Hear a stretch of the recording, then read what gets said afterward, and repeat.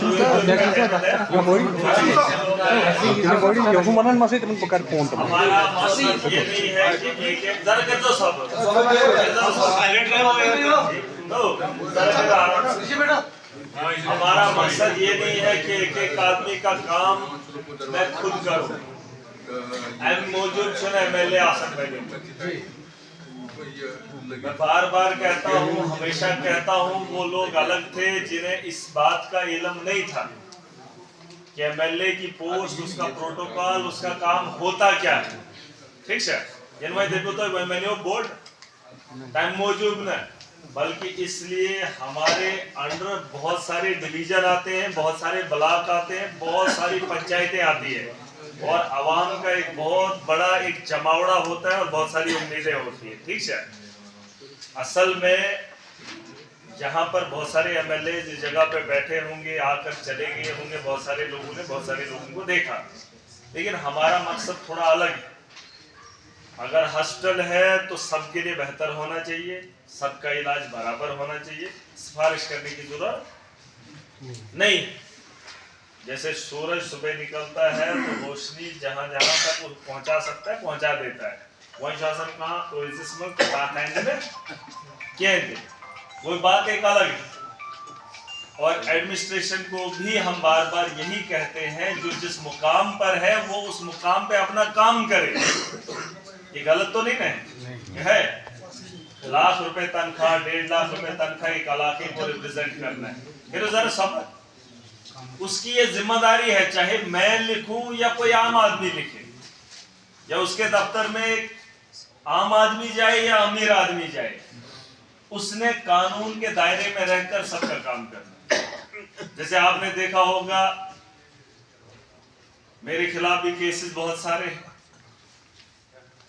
कभी जो कोर्ट का जज होता है वो अपनी मर्जी से वो चाहता है कि मैं इसे छोड़ दूं लेकिन वो छोड़ नहीं पाता है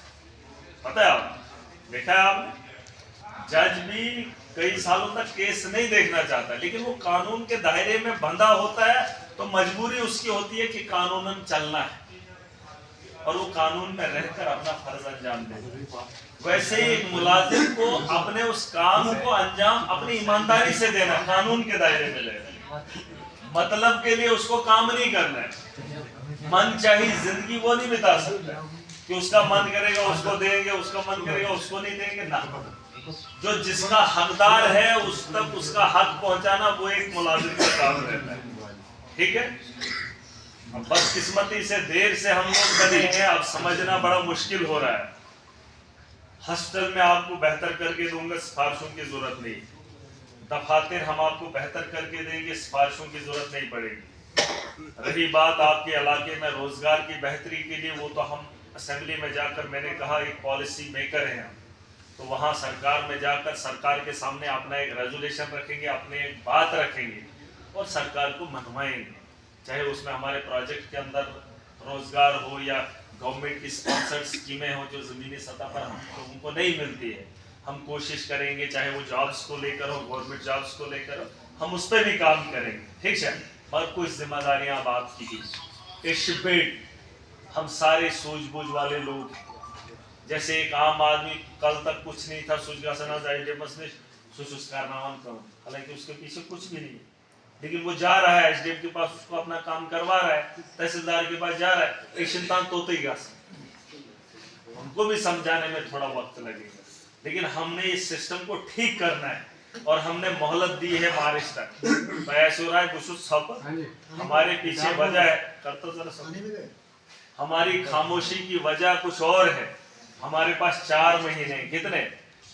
4 महीने और 4 महीनों के अंदर हम काम करना चाहते हैं क्योंकि वो औषध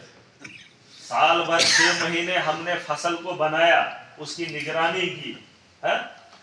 नीज आसन 25 हेल बनन या चूट बनन फिर जब वो आखिरी वक्त में आती है लम्हात में तचमन औषध फिजिकल टाइम लोन और हमारा यह सोच का महीना है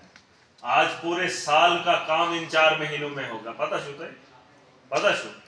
अगर वही वो हुमन कैमन हुमन दहंदन फासा ये 4 महीने हम जमीन पे काम नहीं कर पाएंगे आज हमारे जितने भी डेवलपमेंटल वर्क्स हैं जितने भी हैं चाहे यूटी कैपेक्स में हो, कैपेक्स में हो, एरिया डेवलपमेंट फंड में हो, एमजी नरेगा में हो, सेंटर स्पॉन्सर्ड स्कीमें तो बीच बीच में चलती हैं, फिलहाल क्यों सुन के आता पता है सर लोग, लेकिन जो सेंटर के रिलेटेड जितनी भी स्कीमें हम लोगों के लिए है उनकी रिलीज अभी पेंडिंग है, उनके टेंडर अभी पेंडिंग है। वो इंश्योरेंस पहुंच हम आखिरी पड़ाव में जा रहे हैं। मार्च में फाइनल हो जाता है, पैसा लगा तो ठीक, नहीं लगा तो वापस खत्म, काम का पैसा कुछ भी नहीं। आज हमें रिलीज ही नहीं है, अब फिर सर सब है वही चमकलाएंगे, क्या है तो वही चमकलाएंगे, समझ आएगा, आप समझ गए। रिलीज हमारे पास नहीं है, 4 महीने काम में बाहर, कल नहीं कह गया था, अभी हमारे यहाँ बर्फ पड़ेगी, सीमेंट का वर्क नहीं हो पाएगा, लेकिन उसका पैसा भी सरकार दे ही नहीं रही है, टेंडर निकाल ही नहीं रही है। मैं खामोश इसलिए हूं, मैं देखना चाहता हूं कि 4 महीने हमारी एडमिनिस्ट्रेशन हमारे आवाम के लिए कैसे काम करेगी। और बहुत सारे मामलात हैं, हर एक आदमी पे नजर है, ऐसा नहीं कि कोई नजर से दूर है। आज के बाद देखेंगे कि इन 3-4 महीनों में वो लोग कितना बदल गए, हिसाब करने के लिए हमारे पास मार्च के बाद का वक्त खुला है। उसके बाद मुझे पता है कितने महीने में बेकार हूँ, आसन बंजर जमीन हो जाती है, फिर जिसको मर्जी होता है जिसके खेत में से दौड़े, जहां पर मन करे तो खेलो, इस वक्त तो कुछ भी नहीं, लेकिन जब हरियाली ये वक्त वही है कि इस वक्त जरखेज जमीन है, हमने कुछ हासिल करना है। इतना बच्चा नहीं समझना कि वहीं के सुनकर, मैं समझदार हूं, मैं सूझबूझ वाला हूं, और इतना मुकाम अगर ऊपर वाले ने दिया है मैं इसके सोचती दूँ, ठीक है। आज मुझे काम करने दो और उन लोगों को बता दो, सब पे नजरें हैं, पानी पानी काम करें ईमानदारी से। लीडर दिन रात चला हूं आप लोगों के लिए, जितना बेहतर हो सकेगा उतनी कोशिश करूंगा। ये था पेट से हर इंसान से जिम्मेदारी। मैंने एक बात बताई थी कि दुकान पे बैठा एक बुजुर्ग 80 साल का है, 70 साल का है, एक बच्चा 10 रुपए लेकर जाता है, उसको खिलौने की बात कहता है, या चुंगम दे, कभी सियाणस पे वक्त है ना, 10 रुपए, क्योंकि उसने दुकान खोली होती है और उसको वो चीज उन लोगों को देनी है। तिथाई पेट शाख मुलाजम, उसके पास जो भी आदमी मजबूर जाएगा, अगर उसके हाथ में वो काम है तो करने में कोताही नहीं होनी चाहिए, ठीक है, ठीक है। हमने एक साफ सिस्टम बनाना है, और जो आपके माशरे में गंदगी का माहौल बना रहे हैं उन लोगों को बता दो कि हमने वोट की ताकत से तुम्हारा आईना तुम्हें दिखा दिया है। देखो साफ बात, साफ बात, एक क्लियर कट मैसेज है कि आवाम ने उनको छोड़ दिया, क्योंकि उनकी सोच को अब हम लोग समझ गए, वही रोहित गुनीज है। अब इस आवाम के कामों में मुदाखलत ना करें। रही बात आपके यहाँ प्रोजेक्ट की, प्रोजेक्ट या तो चलेगा या तो रोजगार मिलेगा, ठीक है, या तो प्रोजेक्ट चलेगा या तो रोजगार मिलेगा, और ये हम यहाँ पर किसी को भागड़ बल्ली नहीं करने देंगे। सच्चे अंदर ही बैठिए,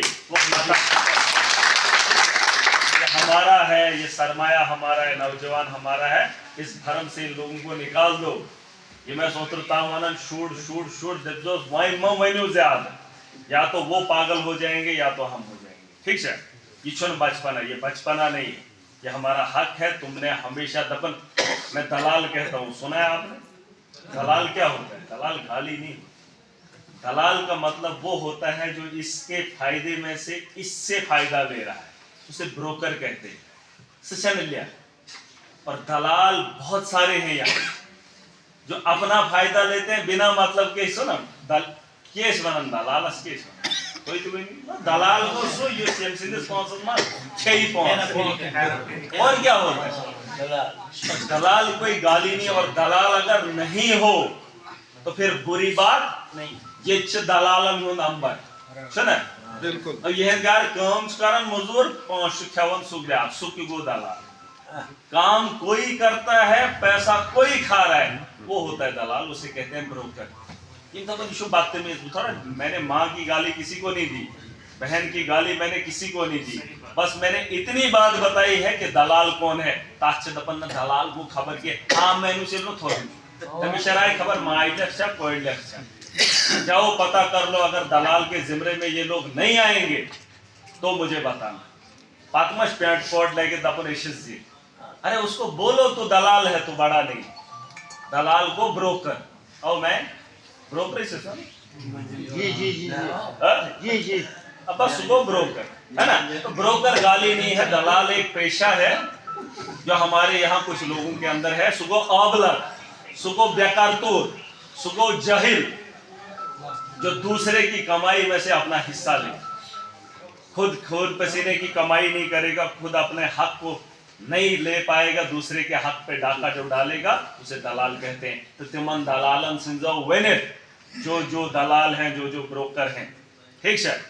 जो हेरा फेरी करने में माहिर है, उनको बोलो अपनी मेहनत की कमाई करो और अपने परिवार को खिलाओ पिलाओ, ठीक है। तो साइन कायम में दखल अंदाजी करे। और एडमिनिस्ट्रेशन को मैंने बार बार कहा,